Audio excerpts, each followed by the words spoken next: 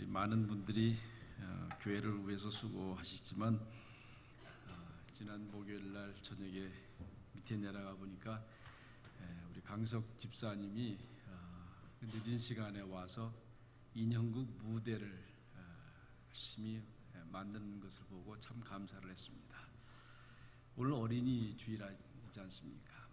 우리 강석 집사님이 한국에서 직접 인형극 재료를 주문하고 또 무대를 아주 그럴싸하게 다 만들었어요. 아마 지금 우리 유치부 아이들 또 우리 아동부 아이들을 위해서 지금 인형극을 재밌게 할 겁니다. 여러분, 우리 아이들은 행복하게 자라날 권리를 가지고 있습니다. 아이들은 어떤 경우라도 기쁘게 자랄 수 있어야 되고 자유롭게 자라날 수 있어야 됩니다. 근데 아이들이 어디서 행복을 느끼는지 아십니까? 아이들은 사랑을 확인하는 데서 행복해요. 저가 나를 사랑하고 있구나. 아마 교회도 그럴 것 같아요. 아이들이 교회에 와서 행복을 느끼는 것은 우리 어른들이 교회가 정말 우리를 위해서, 우리를 사랑하기 위해서 최선을 다하고 있구나. 저는 늘 우리 헌금할 때 기도하지만 다음 세대를 위해서 우리가 헌금한 것을 기도할 때가 제일 행복해요. 왜요? 우리가 많은 물질이 아니지만 적어도 우리 어린이들을 한번 생각하고 물질을 드릴 수 있다고 하는 것이 얼마나 좋은지 몰라요. 어쨌든 아이들이 그에 대해서 아는지 모르는지 우리는 알 수 없지만은 적어도 훗날 알게 될 거예요. 우리 어른들이 우리를 위해서 이렇게 일찍부터 준비해 줬구나.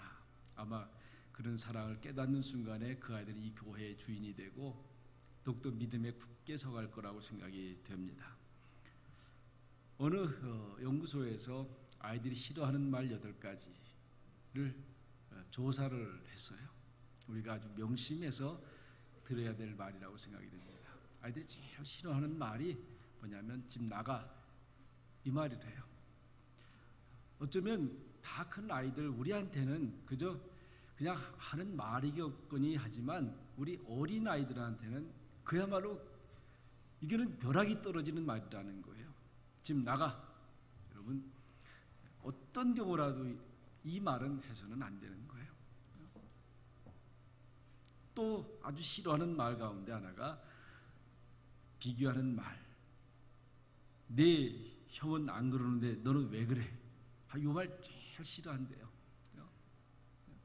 뭐 아이 하나 있으면 모르는데 두세 있으면 대부분이 부모들이 비교해서 얘기하지 않습니까?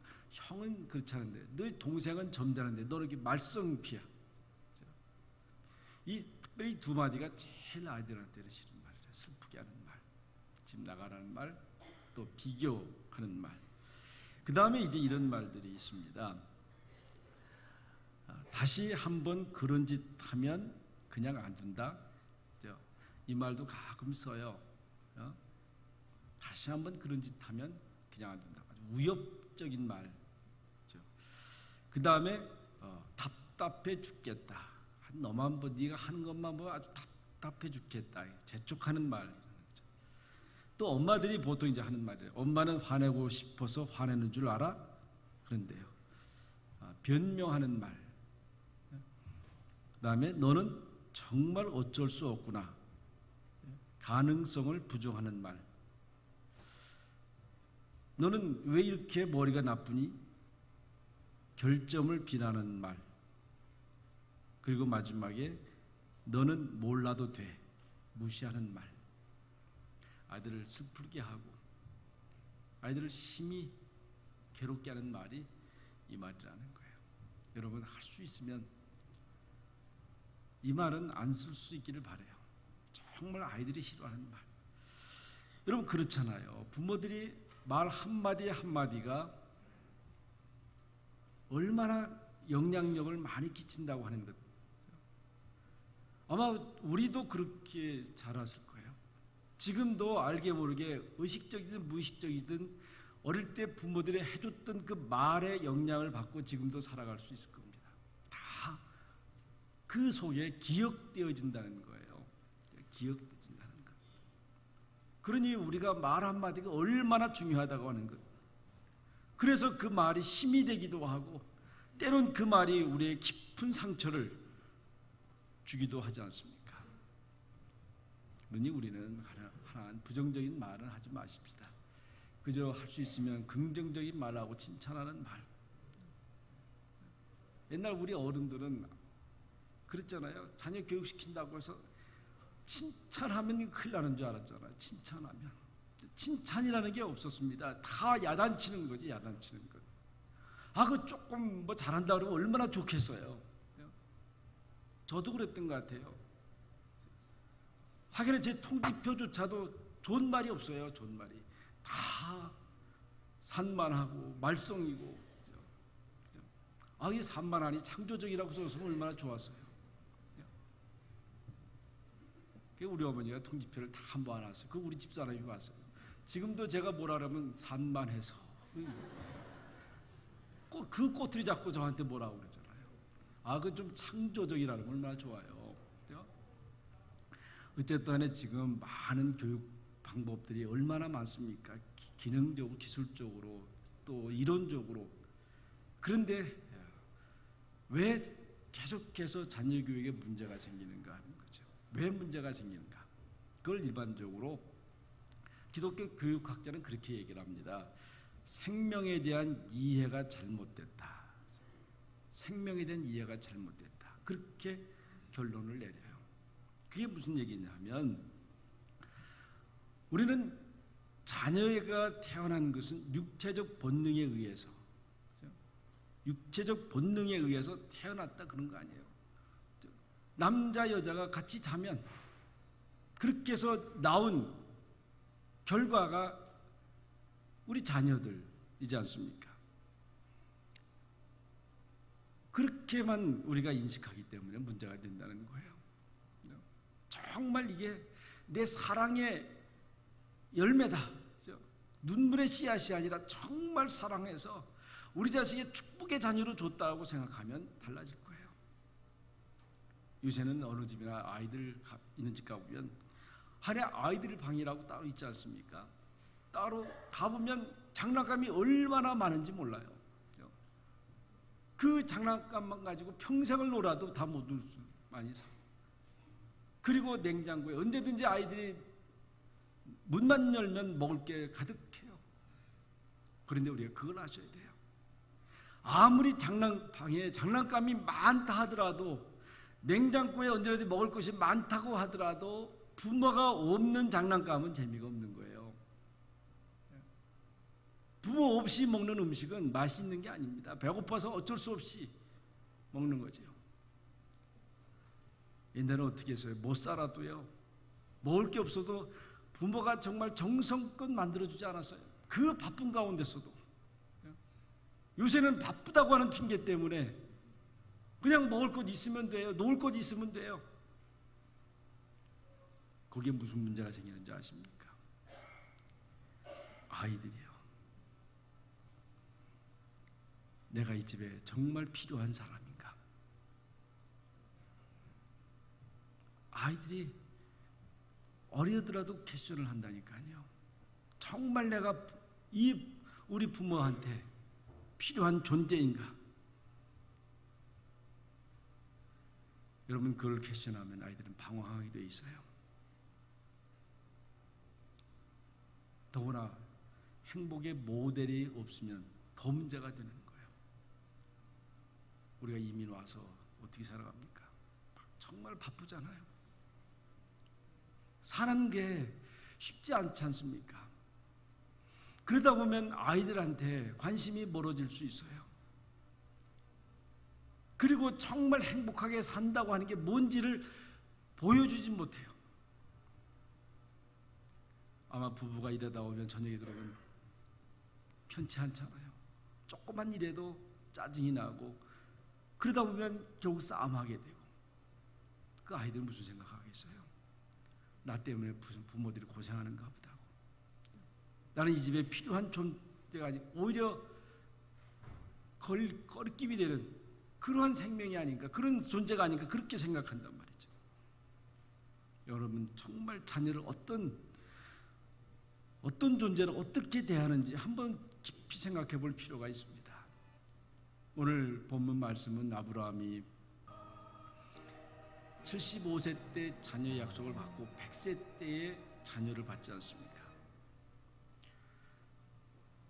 왜 이렇게 늦게, 더구나 사라가 단산한 다음에 전혀 아이를 낳을 수 없는 그런 데서 아이를 낳았어요. 100세에 아이를 낳았다. 이거는 우리가 자녀를 어떻게 생각해야 될지, 어떻게 바라봐야 될지 아주 중요한 기본이 되는 거고 신학적으로 중요한 의미를 가지고 있습니다. 다시 말하면 결혼은 너희가 하지만, 내가 하지만 생명은 결혼해서 그냥 생기는 것이 아니라 내가 주는 거다, 하나님이 주는 거라고 하는 것을 말씀하고 있는 거예요. 결혼했기 때문에 애가 생기는 게 아니고요, 하나님이 주시는 것이다. 결혼의 결과로 애가 생기는 것이 아니고 별도로 이 가정에 하나님이 생명을 주었다고 말씀하고 있는 거예요. 그래서 창세기 30장에 가면 거기 첫째 부인은 레아가 있잖아요. 레아는 아이를 낳았어요. 그 다음에 라헬은 아이를 못 낳아요. 그러니까 짜증이 나잖아요. 비교가 되고 그러니까 자꾸 남편한테 뭐라고 그래요. 그러니까 남편이 하는 말이 이렇게 얘기합니다. 그대에게 성태치 못하게 하시는 이는 하나님이시니 내가 하나님을 대신하겠냐고. 아주 분명한 신앙 고백이에요. 그대가 임신하지 못하는 것은, 임신 못하게 하는 건 하나님이라고. 내가 하나님을 대신하겠냐고. 하나님이 주신 거라고. 이 분명한 신앙 고백을 하게 됩니다. 그래서 생명은 내가 낳았든지 내가 낳지 않았든지 소중한 거예요. 내 마음대로 되는 게 아니라고 하는 얘기입니다. 그래서 여기 보면 성경은 오늘 본문을 통해서 말씀하시는 것은 약속의 자녀, 약속의 자녀라고 하는 거예요. 그냥 육체적 본능에 의해서 결혼했기 때문에 주어지는 생명이 아니라 약속의 자녀로 주신 것이다. 여기서부터 우리 자녀에 대해서 문제를 풀어갈 수 있어야 된다는 거죠. 다시 한번 묻습니다. 얼마만큼 자녀를 신앙적으로 대하고 계십니까? 얼마만큼 신앙적으로 대하고 계십니까? 내가 낳았기 때문에, 내가 길렀기 때문에 내 마음대로 내가 아무런 말 할 수 있어도 괜찮다고 생각하고 계십니까? 아니요.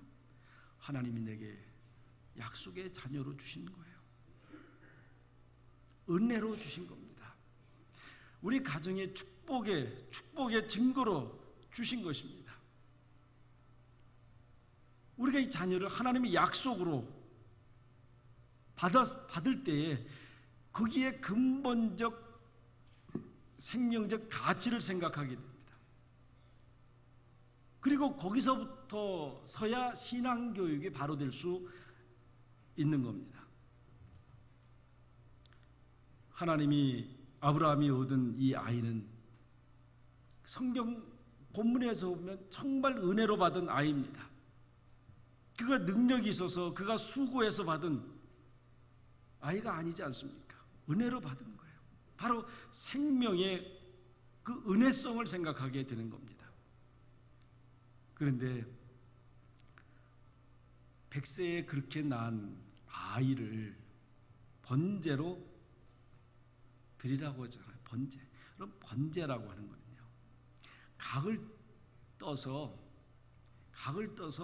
태워버리는 거예요. 완전히 없애버리는 거예요.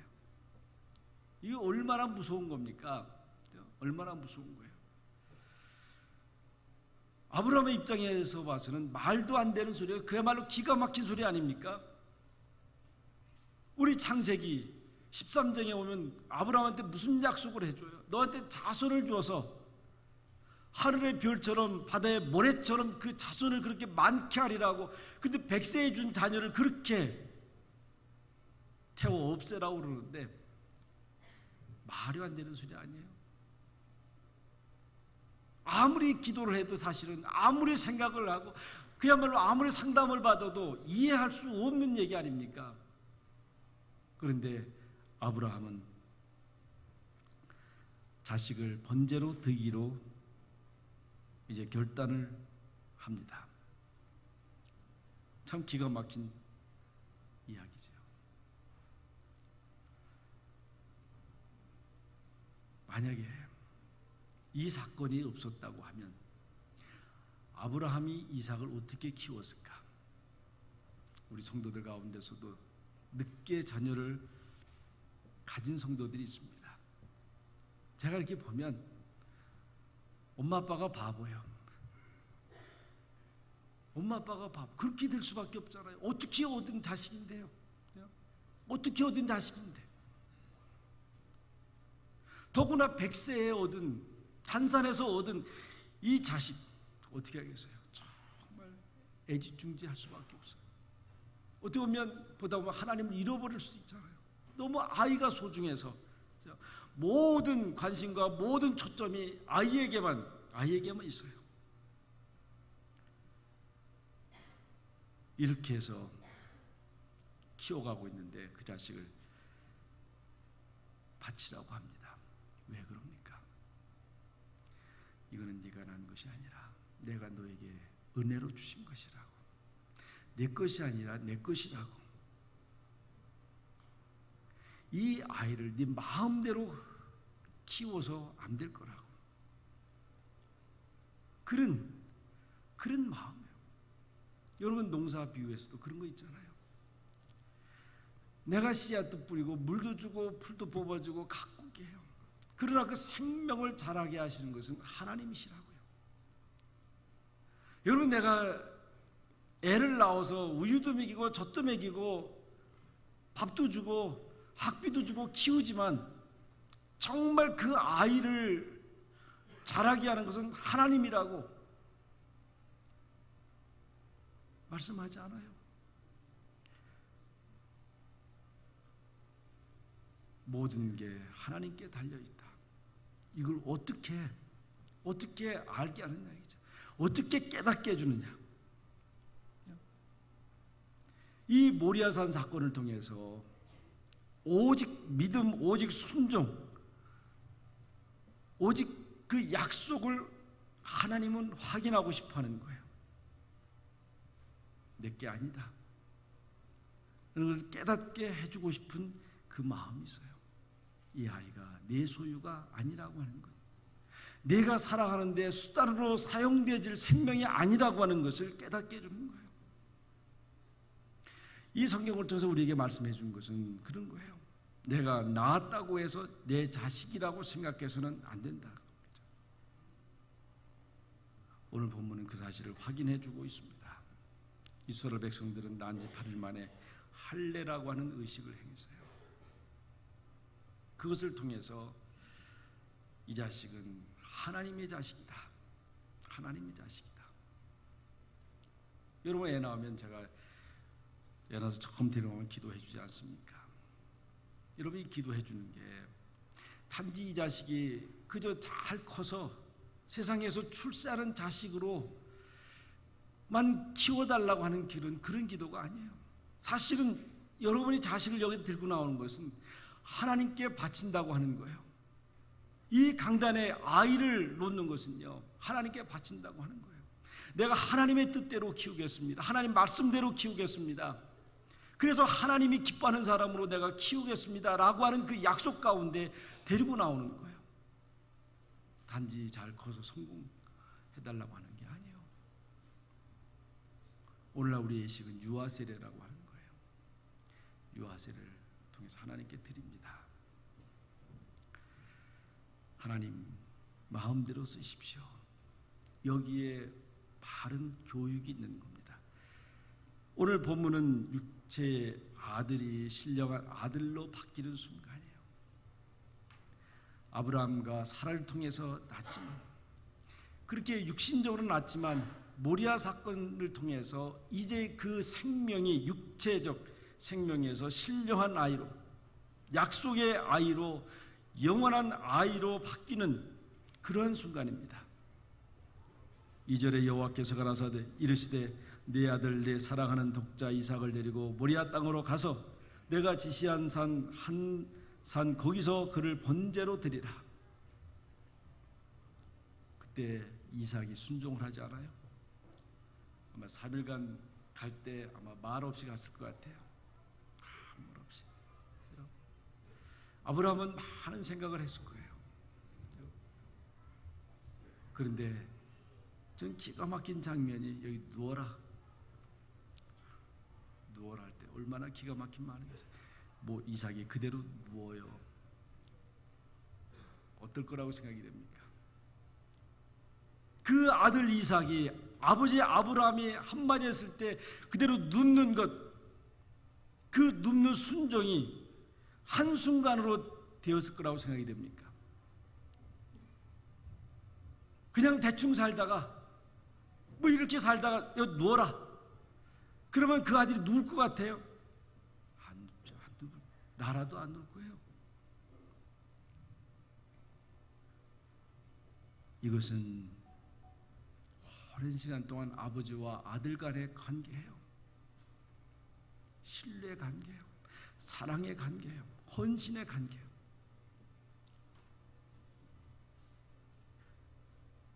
그러니까 아버지가 혹 나를 칼로 각을 떼서 불태워 없애는 나이더라도 이것은 아버지가 나에 대한 최고의 사랑으로 하는 거라고 하는 것을 아들이 믿었던 거예요. 여러분, 이 관계가 바로 사랑의 극치의 관계예요. 신뢰의 극치의 관계라고 할 수 있습니다.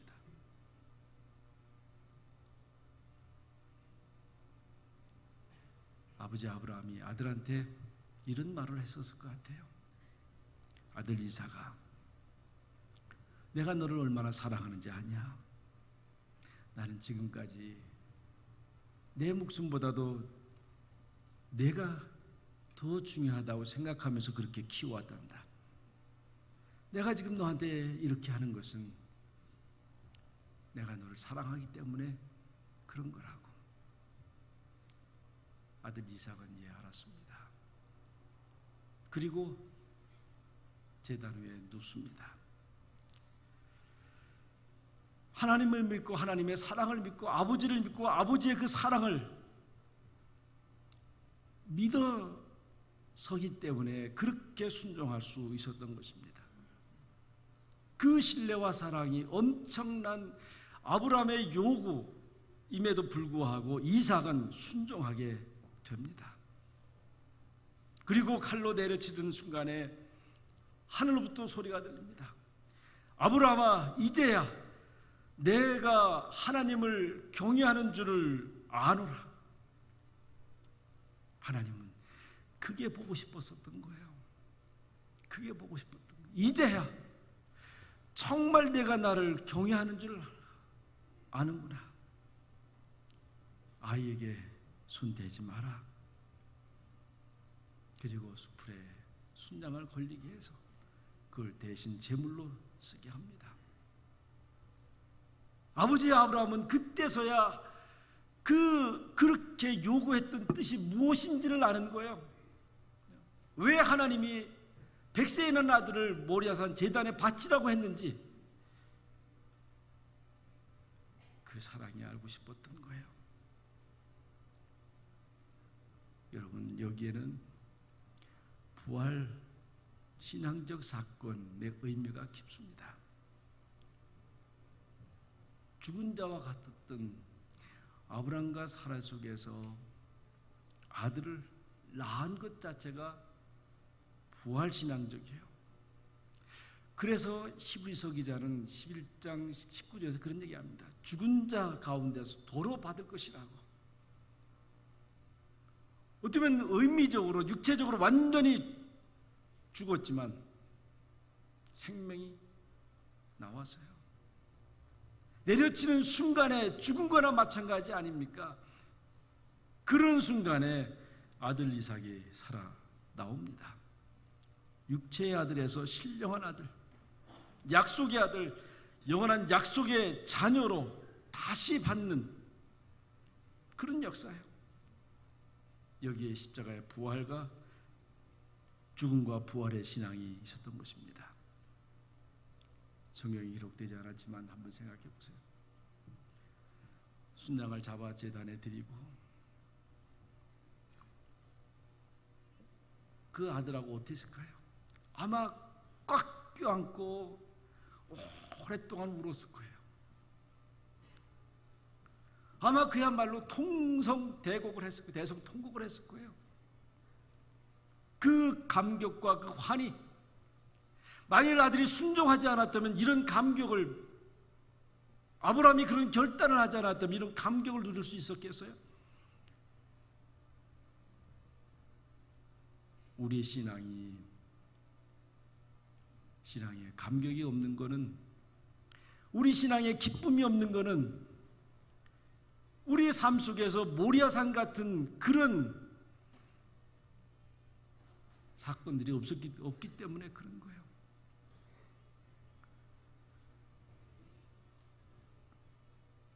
아들의 손을 잡고 모리아산을 내려오는 아브라함의 모습을 한번 상상해 보십시다. 여러분, 왜 여러분의 말이 자녀들에게 먹히지 않습니까? 그 이유가 무엇입니까?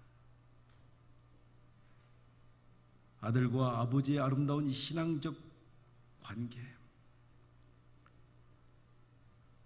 그야말로 순종과 헌신, 이게 신앙의 극치 아닙니까? 사랑의 극치요.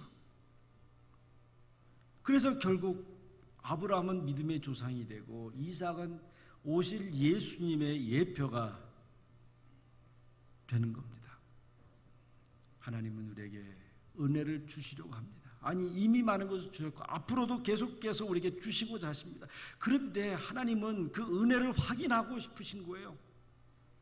그 순종을 확인하고 싶으신 거예요. 그 사랑을 다시 한번 확인하고 싶으신 거예요. 온전히 드려지는 그 순간에 도로 받게 되는 축복이 있습니다. 그리고 새로 태어나고 새로 자라게 되는 역사가 있습니다.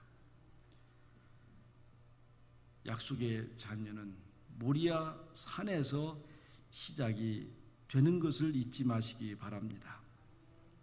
하나님께서 주신 자녀를 하나님 것으로 드릴 때에 진정 하나님의 귀한 은혜와 축복이 우리 가정에 있게 되고요, 우리 자녀들에게 나타나게 될 줄을 믿습니다. 기도하겠습니다. 하나님 아버지, 감사합니다. 저희들에게도 자녀를 향해서 이 모리아 산의 사건을 경험할 수 있게 하옵소서. 하나님의 것을 하나님의 것으로 고백되어지는 저희들, 이제 고백뿐만 아니라 우리의 삶 가운데서도 함께하여 주셔서 하나님, 죽은 자 가운데서 다시 받을 것이라고 하신 아버지 하나님, 온전히 드려지는 순간에 도로 받게 되는 축복이 저들 가운데 함께하여 주옵소서. 예수님의 이름으로 간절히 기도하옵나이다. 아멘.